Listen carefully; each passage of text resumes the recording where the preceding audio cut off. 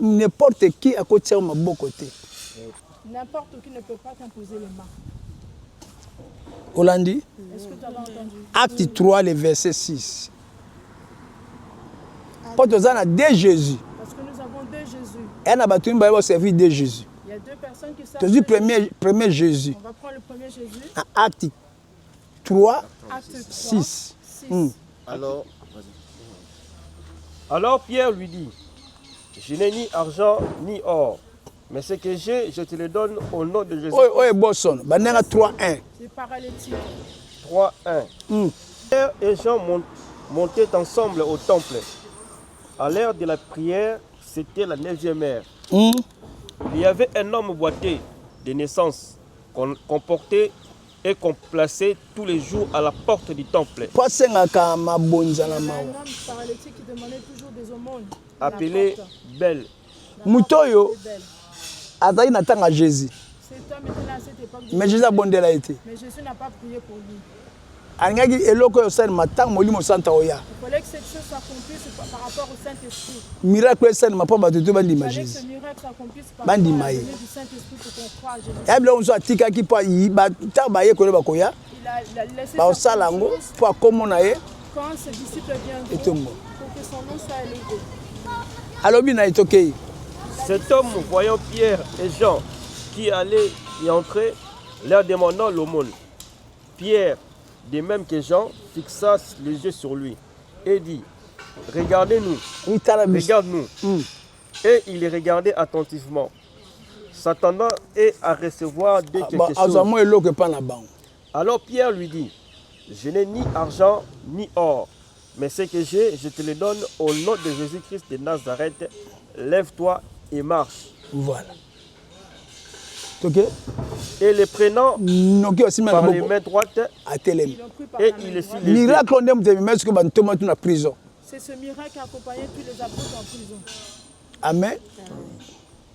Mbalamo seni ba pesi ni mai, Ils n'ont pas donné de l'eau, ni bougie, ni bougie, ni mafuta, ni l'huile, ni mumba, ni le sel. ni mouchoir, car au nom de Au nom de Jésus. lève. Lève-toi et marche. Au moment C'est ça. on a premier Jésus. Ça, c'est le premier Jésus. Abini au nom de Jésus-Christ de Nazareth. au nom de Jésus-Christ de De Nazareth. Tu as vu deuxième Jésus. On va prendre le deuxième Jésus. Acte 13, verset 6. Bana 4. Barnabas et Saul, envoyés par le Saint-Esprit, descendirent à Séleucie. Et de là, ils s'embarquèrent pour l'île de Cypre. Arrivés à Salamine, ils annoncèrent la parole de Dieu dans les synagogues des Juifs. Ils avaient Jean pour aide. Ayant ensuite traversé toute l'île jusqu'à Paphos, ils trouvèrent un certain magicien. Ok, bandi un certain nganga. Un certain magicien. Ok, bandi un certain gars. Mais le nganga va continuer à makambanzam. Donc ça veut dire aujourd'hui il y a beaucoup de magiciens dans l'œuvre de Dieu. Un certain gars. Mais soit na bakisi na banganga, batu baye bate ba wa nganga. Il vient avec ses fétiches. Ya bakwaka na kombo ya G. Il vient tous au nom de Jésus-Christ. Tu as compris? Au nom de Jésus. Et les gens disent au nom de Jésus. Mais comment Jésus c'est quoi couverture mais na simanae? C'est le nom de Jésus que c'est comme une couverture mais Eza Jésus penzate. Les bomba ba Isaac wan. C'est pour vous avez vu Isaac et tout ça. Au nom de Jésus. Au nom de Jésus. Na kenda boy. Je suis allé par-ci.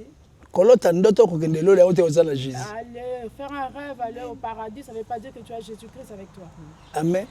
Oloti nzama memi atali solo la atali shazongisio. Ezate ozana ye. Ça ne veut pas dire que tu es avec lui. Mais kozana Jésus. Être avec Jésus. Kozana parole na ye. Il faut avoir la parole. Amen. Et tu dois prier dans le côté prière au bimi de Jésus. Pour prier à langue. Nous à Jésus. Avoir Jésus-Christ. Jésus a muta ko croire. Jésus c'est quelqu'un qui va croire. Na parole na ye. À sa parole. Parole peut comme vie. Et cette parole devient une vie en lui. Les gens vindicatifs. C'est là que Jésus habite dans la personne. Mais Jésus a dit que le dimanche, le dimanche, Ce n'est pas parce que demain on va aller dimanche. Jésus. Quel Jésus va prier? Quel Jésus ils invoquent? Tu as Jésus-Christ de Nazareth. Tu as Jésus au Bautansiko. Nganga. Un faux prophète juif. Ok, prophète. Quand on dit on enlève le magicien. Alors, moi, on a bateau, tout va comme un prophète. Regarde la plupart des serviteurs. Ils ont évangéliste, c'était, ils ont docteur, c'était bon, prophète. Prophète à l'obaka makam. On sait que le prophète parle, il dit des choses. Il y a un ganga, bon, mais c'est que personne. Le quoi, le makamna bonganga. Na bondoki na ye ça va le comme no zabo via nzamba lobi comme ça ils vont dire c'est Dieu qui a parlé. Alors là c'est comme un prophète. Ils ont tous revêtu du nom du prophète. Tu as compris? Oui. Bah on dit combien ils sont nombreux. OK. Faux prophète juif nommé Bar Jésus. OK. Nommé Bar Jésus. La puissance na ye a ozali bar. Bar azali bato Eli abomaka. C'était les prophètes de Baal qu'Élie avait tué, coupé la tête. Oh, moi ça synodonte ayaka balaka nani roi nini? Roi Kab. Autala bondoki tata na magie tata na ye. Elle est venue avec la magie de son père. Asidona aye nango. Elle est venue avec ça. Aye na nzamba tata na ye. Elle a ramené le Dieu. Elle invita ki Israël mobimba bakesi manaye. Ils sont allés vers elle. Batiki nzamba bomo. Ils ont abandonné l'Éternel. Amen. Ti mutaya ko sukisa balwana Eli. Oh, Eli wana en réalité c'est Jésus yemoko. Eli en réalité c'est Jésus-Christ lui-même. Il y a dans danger. Jésus-Christ vient pendant qu'il y a des dangers, il descend lui-même pour aller. Tangu no enani Abraham Adana ba ne babungisi bato. Quand Adam et ses na mono na Caïn. Il faut s'étailler. Il fallait que Seth arrive. Tant s'étailler. Quand Seth est venu. Moyenge beni. Et moi na liboso ko botana ni Enoch. Le premier fils qu'il a eu c'est Enoch. Enoch c'est la représentante de Jésus. Enoch représente Jésus. Ça 360 ans na mokili. Il a vécu 365 ans. Amati akufa kite. Il n'est pas mort, il est monté. Amen. Il est monté comme Jésus-Christ. Nde na nzira na ye bana na ye à travers lui ses enfants nde ba ko bota siku na bana Enoch ba koka Enoch nde siku tata Enoch ko tata ya Noé et c'est là que le papa de Noé est né. Landi na nzela Noé na kata bana misatu à travers ces trois enfants mwana ya liboso Semi son premier fils c'est Sem nde place tele ko bima c'est là que Tel est sorti kokolo na ye tela wana sikoyo ye ko bota siku Abraham c'est lui qui a engendré Abraham. C'est comme ça que ça marche. Abraham, il a eu Isaac, il a croisé, il a eu Jacob. C'est le commencement d'Israël. C'est le commencement d'Israël. Donc Abraham a présenté, il a Erdona, il ne connaissait pas Dieu, disait Erdona. Il ne connaissait pas. Jéhovah Jireh, Elohim, Jéhovah Rapha, El Shaddai. Il ne connaissait pas, il l'appelait par plusieurs noms. Il ne connaissait pas le nom de Dieu. Amen. Il a commencé à se révéler sur Abraham. Il s'est maintenant révélé vers Abraham. Ces trois enfants. Bar Jésus. Bakati bar. Bakati faux prophète. Bakati nganga. Au nom de Jésus. Bazuka kaje. Donc il faut avoir la connaissance de la parole. Il faut connaître la parole. Quand au nom de Jésus, moitié moutou. Quel Jésus a prié. Jésus, tu mets ta tête. Ok, Christ, ok, tangana bandera 6. Ayant ensuite traversé l'île, toute l'île jusqu'à Paphos, il trouvait un certain magicien, faux prophète juif nommé Bar Jésus. Ok, awa Christ azate. Là, il n'y a pas Christ. Nommé Bar Jésus. Ce que tu as Bar Aouti Wapi. Vous allez prendre maintenant ce Bar, il vient d'où? Pendant un royaume qui a occupé Israël. C'est à cette époque-là qu'il régnait à Israël. Tu as vu pas 20. Akab envoya les messagers vers tous les enfants d'Israël. Et ils ensemblèrent les prophètes à la montagne de Carmel. Ce sont ces prophètes. 900. Alors Élie s'approcha de tous les prophètes, de tous les peuples, et dit: jusqu'à quand clocherez-vous de deux côtés? Voilà. Si l'Éternel est Dieu, allez après lui. Et si c'est Baal, allez après lui. Les peuples ne lui répondent pas. Ok. Ok. Ok, Balaki ce qui pas moi si ya roi. Il y a beaucoup de bala ba payaté. Vous n'allez pas vous marier avec des étrangers.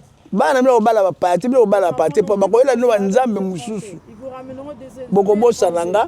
Vous allez m'oublier. Boko me bo sabi ke ko wana na kabo na bi. Ne ka lobaki. Po ya mona ka lobi na ngo mutu. Parce que Dieu voit loin le Israël ka kité. Parce que ndiko tika bango siko ya. C'est là qu'il les a abandonnés. Amen. Amen. Oui, que tu passes bala bimaki. C'est là où Baal est. OK, 22. Jésus. Élie dit au peuple, je suis resté seul des prophètes de l'Éternel. Il y a 450 prophètes de Baal. Que l'on nous donne 2 taureaux et qu'ils choisissent pour eux l'un des taureaux. Vu que Baal est Dieu, Israël. Avec le Dieu d'Israël, on ne sait pas lequel est Dieu. Akab, on va faire ceci. Puisque ta femme elle a ses prophètes de Baal, donne-nous 2 chevaux. Moi j'en prends un. Okay. Que l'on donne 2 taureaux, qui choisissent pour eux l'un des taureaux et qui les coupent par morceaux et qui placent sur les bois, sans y mettre les feux. Et moi je préparerai l'autre taureau et je les placerai sur le bois, sans y mettre les feux. Tu le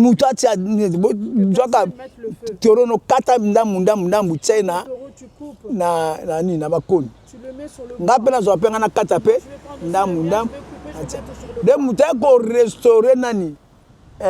Hôtel. C'est lui qui est venu restaurer l'hôtel. C'est Élie.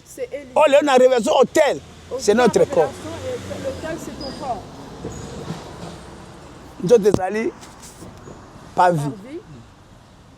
Ah, mes amis, lié saint. Lié saint. Espèce d'amis, lié très saint. Aux hommes, c'est quoi pas bien?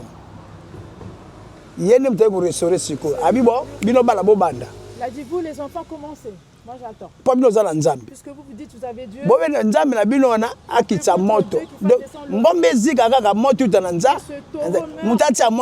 personne ne mette le feu. Là où le feu va descendre, c'est celui-là qui est le véritable. On va tuer cette personne. Là où il n'y aura pas le feu qui va descendre, on va leur couper la tête. Bozunga bokatinga pe mutu nga pe sumo te kiti na kati no tumi oyi peut-être ko déterminer c'est là qu'il a déterminé Baal mais le kola Baal za esprit puisque Baal il est esprit azota mati lelo il continue à marcher jusqu'aujourd'hui.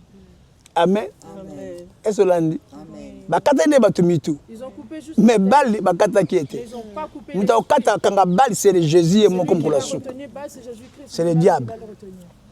Baal c'est en personne diable. Le Baal en lui en question c'est le diable. Parce qu'il a plusieurs noms, il se manifeste. Ok, non. Puis invoquez le nom de votre Dieu et moi j'évoquerai le nom de l'Éternel. Oui, ok. Le Dieu qui répondra par le fait, c'est celui-là qui sera Dieu. Baal bandi, abi Baal abino bandi. Ok. Vous commencez. Et tous les peuples répondit en disant c'est bien. Ils allaient bon, toquer quand on ngomba calme. Bango tout le roi dans le stade. On va monter, c'est comme dans un grand stade et tout le monde regarde. Nana zana nzambe, il est Bible, il est Bible. Élie dit au prophète de Baal, choisissez pour vous l'un des deux taureaux. Préparez-les les premiers. Azizabel tili mutela be bozo taureau wana bazui. Ce taureau là. Pas de qui moi si pas de commander Israël. Mais commander toute l'Israël. C'est elle qui avait la magie de son père. Mais a gagné Israël. Elle a vrai Dieu. Ils avaient le vrai Dieu. C'est un thème profond. C'est un message, une prédication très profonde. Ok, papa?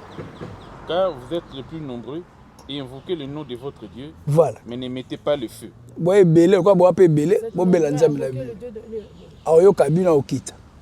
vous entendre, il va descendre. Ok? Ils prirent les taureaux qu'on leur donna et les préparèrent.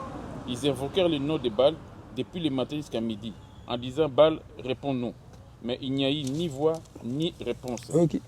Pas un keko. Parce que c'est une esprit. Il est esprit. Tant qu'il est à place où on a, il y a mon Dieu. Celui qui est Dieu. Il y a une biloko toi. Monte le feu va devoir. Mais Baal non qui ça monte. Mais Baal faisait descendre du feu aussi. ana okitisa moto wana bakutana makambo ta okitisa moto bakisi te baloba okitsaka moto bakitisa mpe ka moto nzoka nde moto ye moko azalaki wana. Alors que lui-même le feu toujours il était là. Babeli banda tongo ti ya ozela bango okende ilabaki te autumbela nzambe mbeka na soir. Il allait faire ça le soir. C'est la radio vous commencez. Amen. Amen. À midi, Élie se moqua d'eux, dit, criez à haute voix. Puisqu'il est Dieu, il pense à quelque chose, puis il est occupé, puis il a voyagé. Peut-être qu'il dort, il se réveillera. Ils crièrent à haute voix, ils se firent, selon leur coutume, des incisions avec des épées, avec des lances. Bamizokissima. Makile gele sumbala kwa bomba. Par couler le sang sur eux-mêmes. Et comme le soir. Et ça arrivait le soir. Lorsque midi fut passé, ils prophétisèrent jusqu'au soir de la présentation de l'offrande. Mais il n'y eut ni voix, ni réponse, ni signe d'attention. Élie dit alors à tout le peuple, approchez-vous de moi. Tout le peuple s'approchait de lui. Et Élie rétablit l'autel de l'Éternel. Ah, pour l'autel qui avait été renversé. Quand il Jésus. Là, je vais tant écouffer le peuple pour rétablir l'autel. Là, il est revenu pour rétablir l'autel. Amen. Amen. Voilà. D'ailleurs, dimanche, on va établir l'autel. Dimanche, on va rétablir l'autel. Amen. Autant va établir l'autel. Quand on rétablit l'autel, on ne vient pas les mains vides. Pensez au taureau. Amen. C'est que le logo ya ngombe te poko faire ngombe te. So bino pesa ko bongisa hotel la yo opia nzambe mbonga toro. Toro za combien le? L'argent du taureau c'est combien? Ah, pasteur Moyibi. Ce pasteur c'est un voleur. Amen. Amen. On pense ça Moyibi kelo zo ka kisoma ka toro ya ka nai. Va acheter le taureau et ramène. Allez. Ay ko reçu ko na hotel. Hôtel les lieux à kokufa na Congo. Na monde. Il est mort dans le monde. Na hôtel on va répondre te. Dans cet hôtel. Pendant répondre les lots. Puisse répondre. Kabino quoi bozu baptême. Tel que vous avez reçu le baptême. Pour restaurer hôtel. Vous avez restauré l'hôtel. Est-ce que tu as pas na Christ? Comme vous êtes une nouvelle créature. Akamba liboso elimo. Akamba sikeye. De motema sikeye. Molimo sikeye. Atie miska motema kanda alongoli libanga. Atie motema mususu. Ézéchiel. Ta place tu nous pour restaurer hôtel. C'est là que vous êtes venu restaurer. Ézéchiel 36. Comment kambelité. Amen. C'est ça le kambeli boto so hôtel wana boto bondela. To kitsa siko to bondela. Il prit 12 pierres d'après le nombre des tribus des fils de Jacob. Ah, reconnaissant. A vu 12 mabanga. Il est reconnaissant, il a pris les 12 pierres, les 12 tribus d'Israël. Oh, 12 tribus d'Israël. Oh, on a Israël alliance. C'est les 12 tribus qu'il avait fait l'alliance avec. A Tongi Sukoyo, hôtel. Ok? Auquel l'Éternel avait dit, Israël sera ton nom. Et il bâtit avec ses pierres un hôtel au nom de l'Éternel. Il fut autour de cet hôtel un fossé. Aujourd'hui, ton corps, c'est l'hôtel de qui? Nana zo dominer na katia zo tonolelo. Est-ce que zo dominer ou bien diable zo dominer? Christ ou c'est le diable? Zo toneza zo tonolelo. Ton corps appartient à qui aujourd'hui? Pas bien ça zo tonaote. Il a dit ce n'est plus ton corps. Est-ce que bien? Na mukala na 1 Corinthiens 6, les versets 18 à 19. Abinini. Fouiller l'impudicité, quelque autre péché qu'un homme commette. Ce péché est hors du corps, mais celui qui se livre à l'impudicité pêche son contre son corps. Là, c'est la sorcellerie du bosso et bandi. C'est là la première sorcellerie. Ah. C'est là. Mouto sangana mobile avant mariage. Qui s'est accouplé avec un homme avant le mariage. Mouto ba déverger. Celle qui a été dévergée avant. Eh ben Yesu te. Qui ne connaissait pas Jésus-Christ. Asa zo kindoki. Elle a été envoûtée, elle a reçu la sorcellerie. Asa ça l'alliance na. Elle a fait l'alliance avec le diable. Pour impudicité comme ça diable. Parce que la pudicité. Ta bo sangana mouto bo ça l'alliance. Vous avez fait l'alliance ensemble. Ce qu'on dit mettre ko lomba mboko na te aux baptême. Si tu n'étais pas d'accord, tu n'allais pas quitter là-bas pour venir prendre le baptême. Amen. Amen. Siko corps nangana eza na alliance ni. Ton corps et le mien appartient à quelle alliance? Ok. Ne savez-vous pas que votre corps est le temple du Saint-Esprit Voilà. qui est en vous et que vous avez reçu de Dieu? Maintenant, vous avez pris le baptême. Il reste juste une seule chose. On va prier pour le Saint-Esprit. Baptême, vous avez pardon de Vous péché. avez reçu le baptême de Jean. Vous avez baptême à moto. Là, vous allez recevoir le baptême du feu. Amen. Bado apesaka yo. Bado atsa ekati na yo. Le don qu'il avait mis en toi. Laisse ça bien été. Si vous avez clair à fumula osiko. C'est là maintenant que ça va se s'ouvrir. Azasiko na bo moka azasiko ye moko wana. Il sera lui-même là-dedans. Si vous avez masume kota ndesiko ya lomba moni musana. Mais il est la kaka don. Atika swem. Ye moko kenda ka akei. Ye mwana odeka na ezono ko pangusaka nom de Jésus. Et miracle odeka na swem. Il te reste plus que ça. Amen. Amen. Yango il faut esika ozo kamalobo ozo enseigner. Force il y a Saint-Esprit, ils ont la parole. Il faut esika ozo ka parole wana. Tu peux pas tes paroles tu peux force au dans ça makambo. Il faut ça on a pratique. Il faut mettre en pratique la Auto parole. sango. Il faut que tu obéisses. Nesiko ya tamboina. Et c'est là qu'il va marcher avec Yande ko tambo siko la moni musana. C'est là que tu vas marcher avec le Oh mon Dieu Saint-Esprit. c'est Jésus. Le Saint-Esprit c'est Jésus. Oh Jésus c'est le Saint-Esprit. Jésus-Christ c'est le Saint-Esprit. Oh Jésus c'est Dieu. Jésus-Christ c'est Dieu. Amen. Amen. Oh Jésus c'est Dieu. Dieu c'est la parole. Amen. Jésus c'est la parole. Alobi? Ne savez-vous pas que votre corps est le temple du Saint-Esprit qui est en vous Voilà. et que vous avez reçu de Dieu et que vous ne vous appartenez point à vous-même? Donc, dès qu'on dit baptême, on dit mieux. Tel que toi, ils sont On dit mieux, on dit mieux. Maman, on dit mieux, on dit mieux. Le cola mon continue au bix air.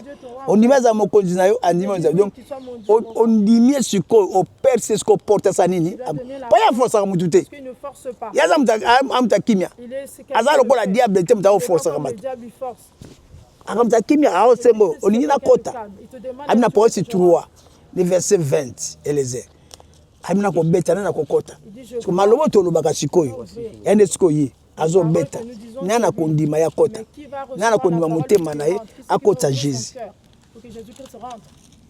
Ya forcer te. Il ne force pas. Mais diable ko forcer ko bolanko.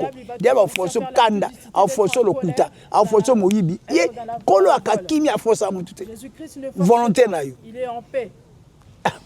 Amen. Abini papa. Voici, je me tiens à la porte et je frappe. Habita na terre na porte na yo. Si quelqu'un attend ma voix, OK, voir mo siko yango. Cette voix c'est maintenant. Pe fungola motema na ye. j'entrerai chez lui, Na okota pa na ye. je souperai avec lui Pe na kuva et na lui ye. avec moi. Ya uzana ngelo mo siko. Avec lui. Amen.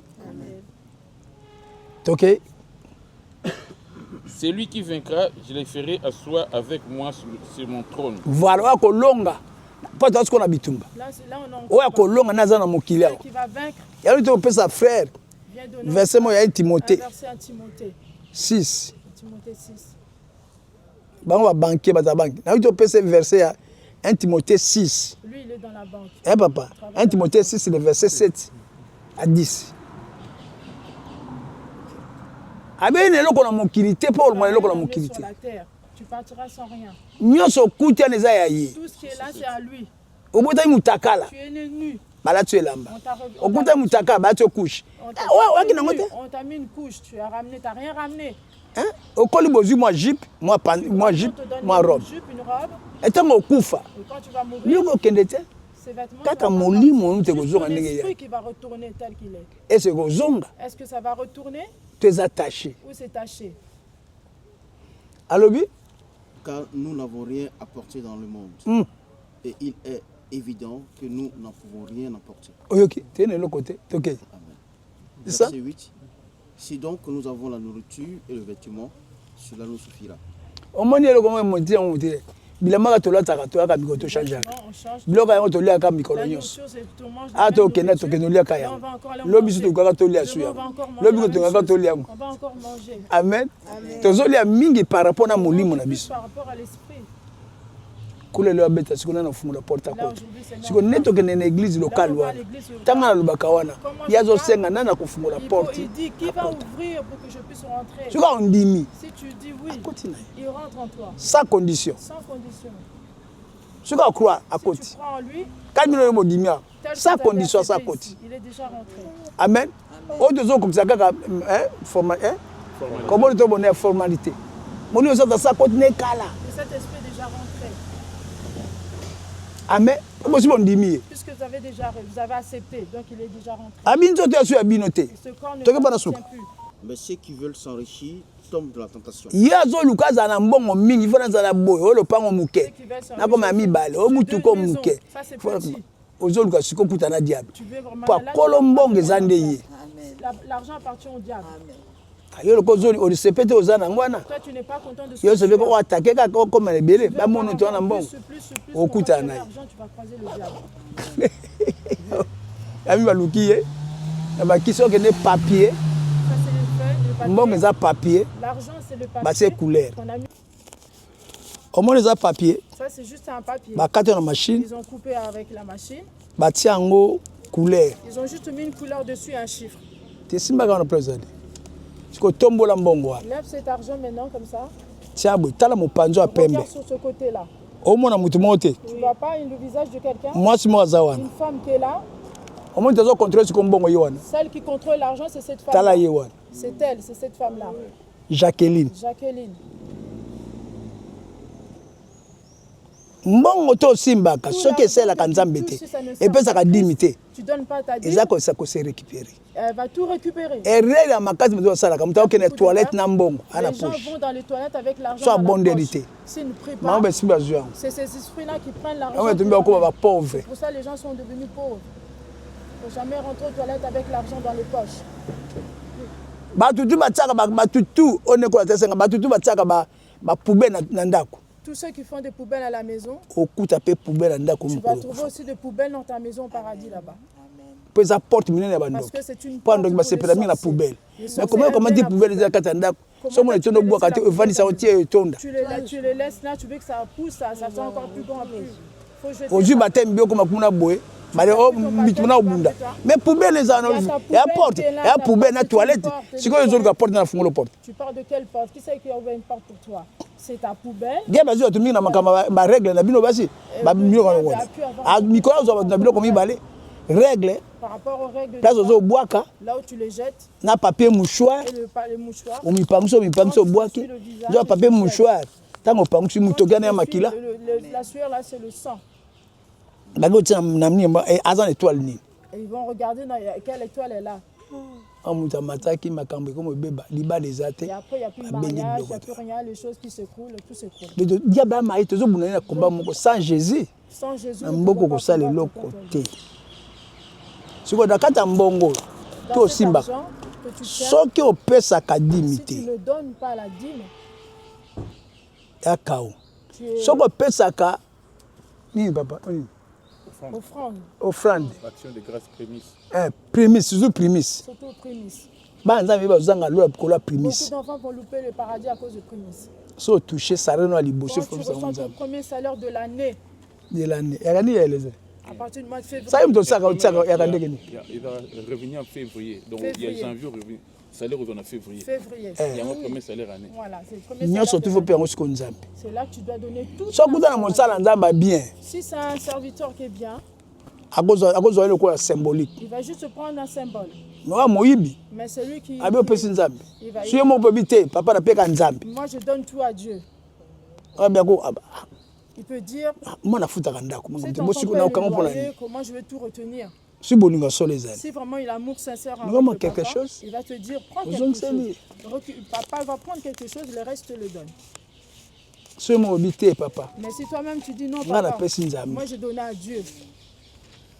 Amen.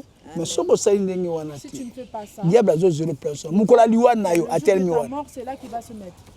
Un Proverbe 3 verset 9. Et si on pèse sikoyo, autosi parole. Tu obéis à la parole. Ah vous asiko abondam. C'est ça. Et passe pour diable akanga misala na yo. Akanga bongo. Amino akanga malelo po ate primus azombongo apianza. Ils ont pas donné prémisse. Et c'est on a muto ya ebaki te mais ko yeba. Il y aura celui qui ne savait pas mais qui connaît maintenant, il faut mettre en pratique. Amen. Il faut pratique. Si vous parole, on a tout comme ça. Est-ce que cette parole, toi et moi, on a tant on touche. ou on Au kokisaka. quand tu touches, est-ce que tu le fais? C'est-à-dire donner ta dîme et prémices, offrandes, aumônes, action de grâce. Pas comment ça va passer mibi. Là bien passé, on peut ça passer. Ah parce que prémices ça passer dans 5. Là, c'est pas le pasteur qui a demandé. Ah, c'est dans Malachie 3, les versets 8. Est-ce qu'il a passé? Malachie 3, verset 8. Il est au nom de Jésus. Amen. Un homme trompe-t-il Dieu? Car vous me trompez et vous dites, à quoi t'avons-nous trompé? Dans les dîmes et les offrandes. Vous êtes frappé par la malédiction. Ah, oui. Et vous me trompez. Yo comment bien ba koko ba ndoki ba lokanga. O lia ba koko nde. Ya ona ba telo telo. Yo comment lokia liboso. C'est toi-même, tu t'en veux toi-même, tu t'en sorcelles toi-même. Dim pe opes, dim ba futa ka ko futa. Et puis on futa dim ba kata ka ngote. Ya Ça nini? n'arrête pas, c'est un impôt. Ça d'arrêt. So kati ici. Si tu coupes, c'est fini. Tu dois payer continuellement. On va katana ko ba offrande. Mais dimite. Tu peux pas couper la dîme. Alors quand tu as dîme dans la dîme, on a la dîme au pesa kanzambi. Il y a la dîme tu donnes. Faut ça peine la dîme à mukone mukose le journal le lobo. Tu dois aussi la faire la dîme du jour. Tu dois donner aussi la dîme du jour. Combien 24 heures. 24 heures. Au bien exemple combien 2h40. 2h40. Et 2h40 à prier. 2h40 de prière. Le babino qui n'a 2h40 pas bon ça le passe. Si tu peux pas 2h40. Au moins de petit les sous 10 minutes ou 20 minutes. 10 minutes tu t'arrêtes. Tu attends. Au misa na yo mais bouté comme matin comme tongo te ti okokisa. Il faut que tu arrives à faire totalité ya 10. Merci quoi passer voir avec ça. Mais là les pasteurs ils enseignent pas les gens ça. Donc les gens ils savent pas. Au moins on va ba bébé spirituel bazo kolaté. Moi mon abonnement nzambe ezate. Ba mon makamba sainte espèce ça quand ba ezate. Moi ma bango niveau ezate. Parce qu'ils n'ont pas de niveau spirituel élevé pour recevoir jusqu'à du Saint-Esprit. Amen. Amen. Eli azui abongse tumbe. Atie bakoni. Bakoni zo présenter. Le bois représente le feu de bois. Il prit 12 pierres d'après le nombre des tribus des enfants de Jacob, auquel l'Éternel avait dit, Israël sera ton nom. Et il bâtit avec ces pierres un autel au nom de l'Éternel. Il fit autour de l'autel un fossé de la capacité de 2 mesures de semences. Il arrangea les bois, coupa les taureaux par morceaux. Il a mis le bois. C'est l'intercession. C'est l'intercession.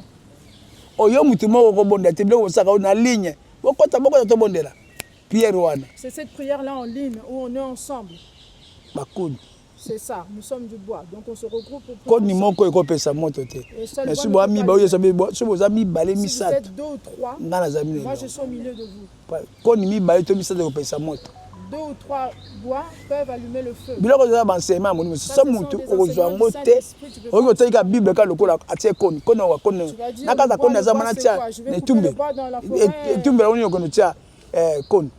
Quel est ce bois que je vais couper pour faire l'hôtel? La maison, c'est pas à toi. C'est la maison que tu loues. Les maisons, on habite, ils ont des sacrifices. Nous habitons dans des sacrifices. C'est l'argent si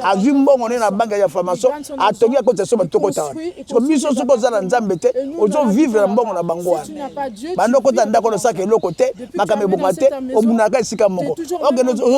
parce que tu travailles, aux esclaves. Leur argent, tu es esclave. C'est une prison. Tu es prisonnier. Il y a aussi un continent tu veux prier. Dans une maison, il faut prier. Tu action de grâce. Tu donnes avec action de grâce. Allez, c'est Jésus qui va prendre l'autorité de la maison.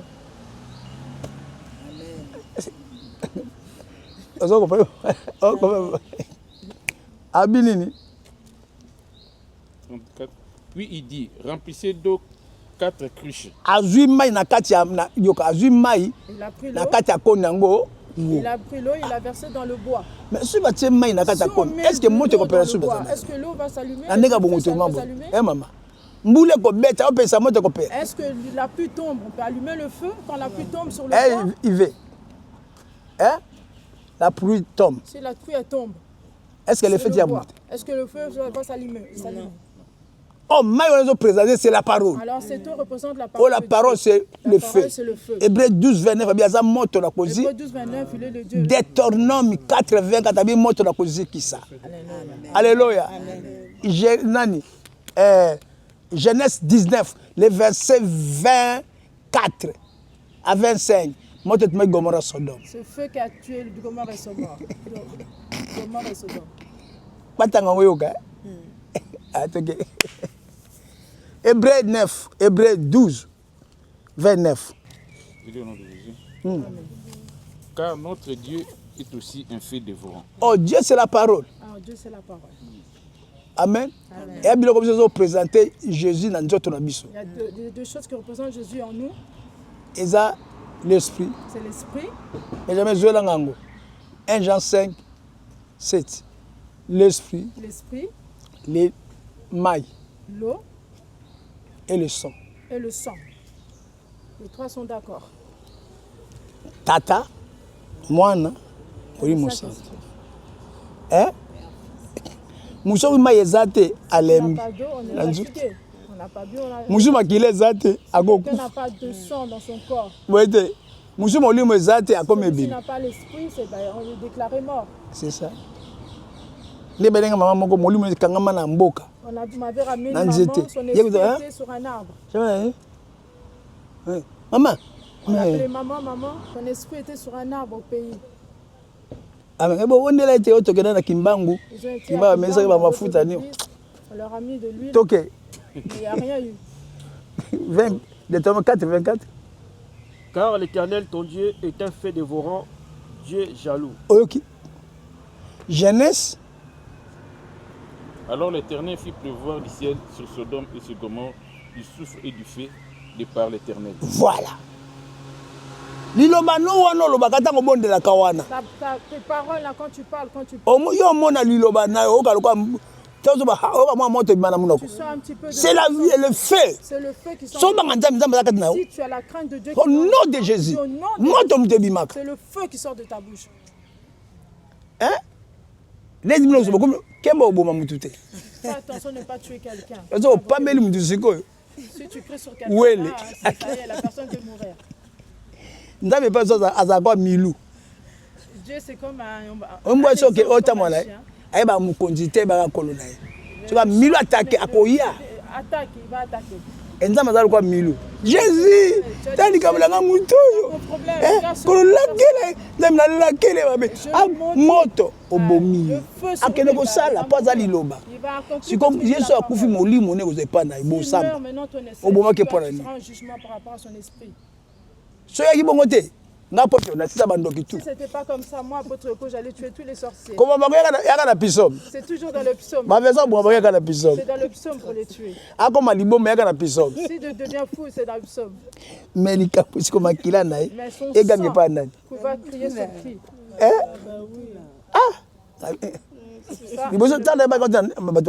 Avant, quand je ne savais pas, je le faisais, les gens sont morts. Beaucoup sont morts au Congo. C'est pour ça que Dieu m'a donné un grand cœur pour eux. Il a dit le Dieu d'Abraham. Il a fait ces choses-là. Élie. L'eau coula autour de l'autel et il remplit aussi les fossés. Au moment de la présentation de l'offrande, Élie, le prophète, s'avança et dit, Éternel, Dieu d'Abraham, d'Isaac et de Jacob. Okay. Que l'on sache la témoignage. Oh, le véritable Dieu. Dieu d'Abraham, Dieu d'Isaac, de Jacob. Mais là, comme le bateau, nous amène Yoko. Les gens disent le Dieu d'Yoko. Nous amène Benjamin. Le Dieu de Benjamin. Nous amène Walesa. Le Dieu de Walesa. Où tu vas? Ça vient d'où? Nous amène témoigner Bango. Eux, c'est Dieu qui les a témoignés. Tu as bien reçu au bon Dieu. Nous amène Saki na Yoko. Si vous allez prier, vous allez dire Dieu a avec mon papa Iyoko. Ah, wana koka. Là, il va écouter. Ils ne disent pas le Dieu d'Iyoko. Il n'a pas témoigné comme ça. Ah, Nzambe na ntoma Iyoko. Ne disent pas, ah, le Dieu d'Iyoko, tu es où? Moi, je suis l'enfant de l'apôtre. Na canal alliance nangala le kwa wananga. L'alliance de l'apôtre, il va se manifester. Amen. Mbala moka manifester. Là, il va se manifester.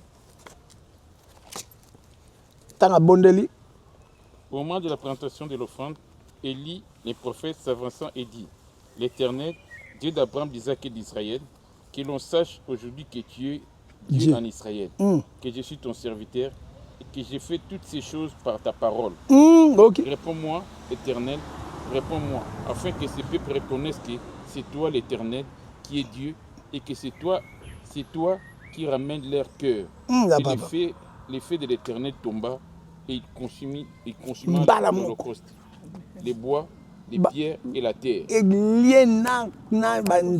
absorba l'eau qui était dans les fossés. Tout, terrain vide. Même le roi Akab, il a frappé, il a applaudi Jésus-Christ. Amen. Applaudissons Jésus.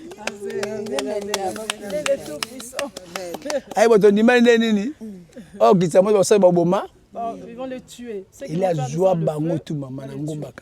Il les a ramenés tous au mot Carmel. Il leur a coupé la tête.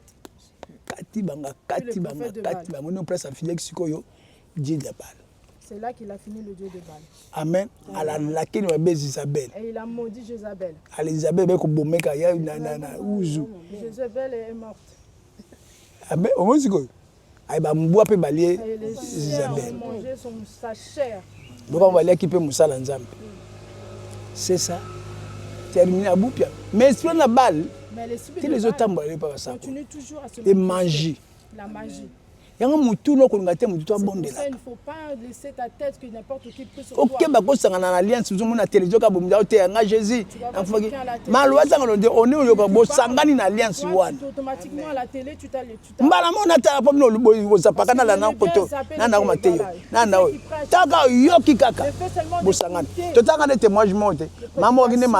une maman, elle avait la crainte de Dieu. Elle était dans une église de formation. Quand elle est morte, sa robe était tachée. Et on lui a posé la question, tu sais pourquoi ta robe est tachée? Toi, tu avais la crainte de Dieu. Mais tu t'es mis dans une église où la personne était pharmaçon. Il ne me servait pas. Écouter sa prédication, toi tu l'as accepté. Pour ça tu es taché, tu ne rentres pas. On a zone à jamais zone. Allez, retourner. Ils ont dit non, tu ne retournes pas. Viens, allez. Dans les de tourments. Il faut faire attention aux prédications qu'on écoute dans la télé. La parole, Jésus, c'est la parole. Jésus-Christ, c'est la parole. Parole, c'est quoi? On a bossé dans l'alliance. Des paroles, tu peux entendre, tu fais l'alliance. Ah, t'es bien. Pendant la éternité, les gagnants. Oh, surtout, on a samedi, on a les camotés, on a les gens qui sont là. Ah, tu vas louper le paradis. Amen. Dans ce qui est verset, on prend la bonne de la Bible. Dernier verset pour que je puisse prier. Baptême, il y a deux baptêmes. Il y a deux baptêmes. Il y a baptême, il y a Jean, dans Matthieu 28, les versets 19 à 20. Amen. Vous avez baptême dans comme na Yesu. Et na kombo ya tata mwana mo olimosa. Baptême catholique a pesaka, protestant pesaka. Le protestant donne aussi. Amen. Voilà baptême il y a Jean Baptiste. Ça c'est le baptême de Jean-Baptiste. Baptême à Maï. C'est le baptême à Jésus. Le baptême de Jésus. Et ça dans Luc 1, acte 1. Le verset 4. Le acte 1, Jean 3, 4. Acte 1, 3, 4. Abimé libango. Pas Jésus dans accueilli. Abimé libango connaît 40 fois. Il les a apparus pendant 40 fois. Enseigner bango. Pour les enseigner. Est ok? Je l'en dis. Jusqu'au jour où il fit enlever au ciel. Après avoir donné ses ordres par le Saint-Esprit aux apôtres qu'il avait choisis. Après qu'il eut souffert, il est apparu vivant. Après qu'il ait souffert, après il est apparu vivant et leur donnant. Prison.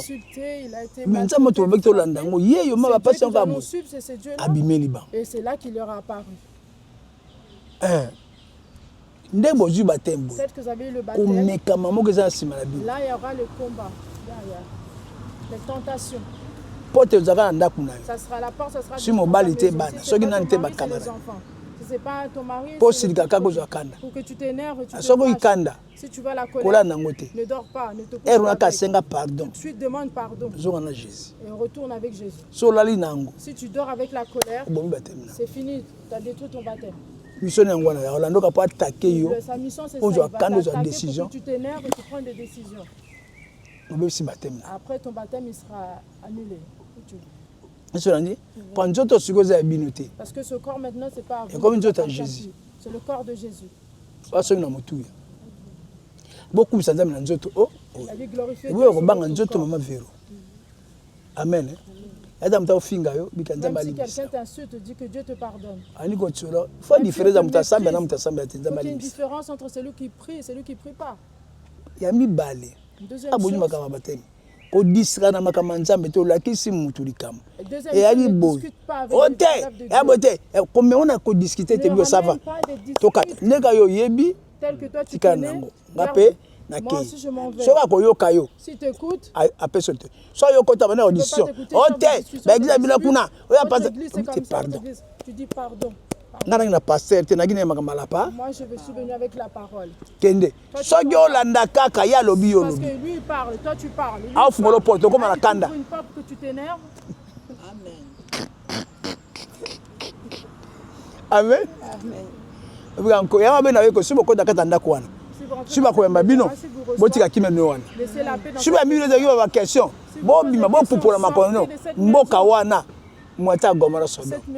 Ce pays-là sera maudit. Vous êtes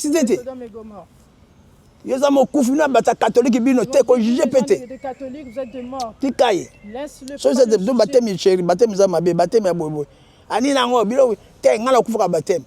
Ne parle pas trop loin par rapport au baptême. Toi, tu pries pour la personne. Que le Saint-Esprit prie pour la personne, pour que cette personne soit sauvée. Amen. Il y a la personne. Du Seigneur, moi tu m'as sauvé. Et mon mari alors.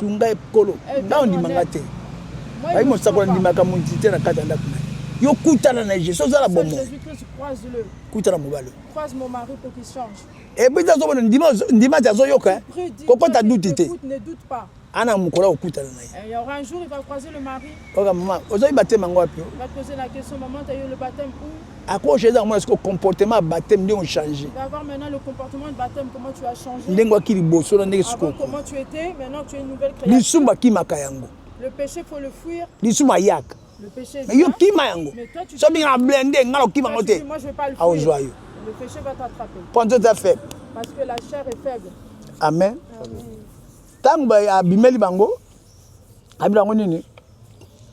Après qu'il eut souffert, il leur apparut vivant et leur donnant à plusieurs preuves, se montrant à eux pendant 40 jours, parlant des choses qui concernent les royaumes de Dieu.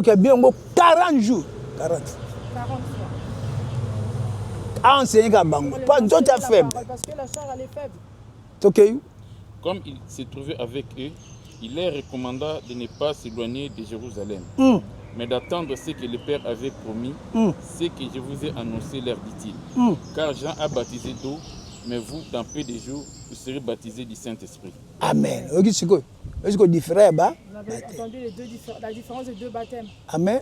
Il faut sur le baptême. Il faut vraiment que tu raisonnes, tu dises quel baptême tu as reçu. Pardon des péchés. Tu as reçu du pardon du péché, le baptême. Vous avez Matthieu 19, verset, Matthieu 28, verset, c'est à 19. Vous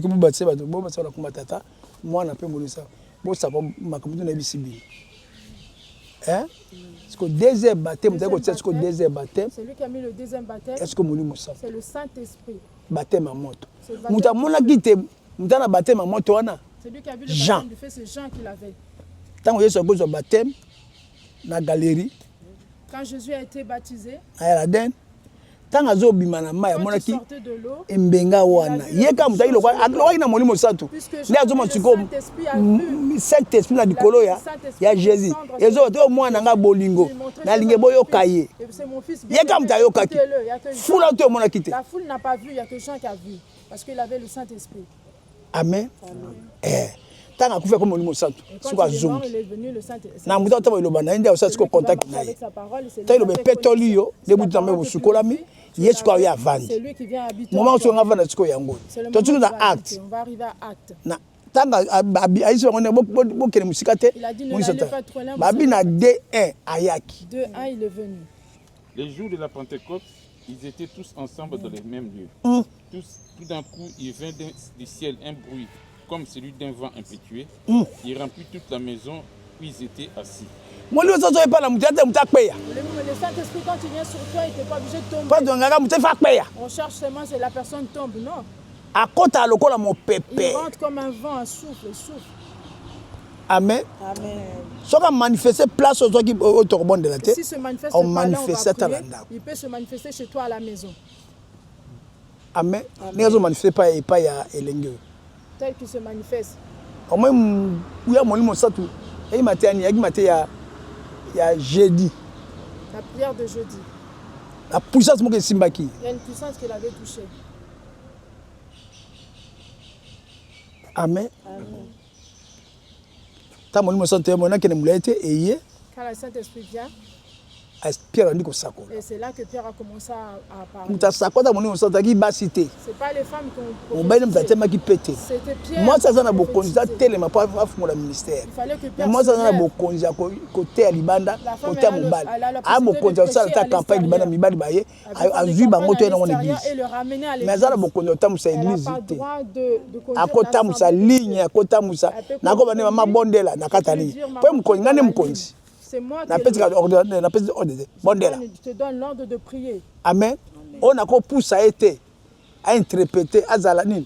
Azala Likole Tumbe. Celle que je peux pas. Ce qu'on interpréter là, Azala Kuna elle peut interpréter mais en étant en bas, pas monter à l'hôtel. Est-ce que l'année est bien? Amen. Alors, tant que mon sang taillé, bandi ko sakola bango tout. On va sakola maloba, ba saka makamba tout ya minoko mboka ba mboka wana. On va prophétiser les langues de tous ceux qui étaient. Pierre a l'obité, toqué sur qu'on a acte en 2, le verset 13. Mais d'autres se moquaient et disaient, ils sont pleins de vin doux. Alors Pierre se présenta avec les 11, éleva la voix et leur parlant en ces termes.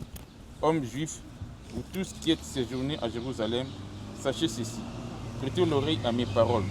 Ces gens ne sont pas ivres, comme vous le supposez, car c'est la 3e heure du jour.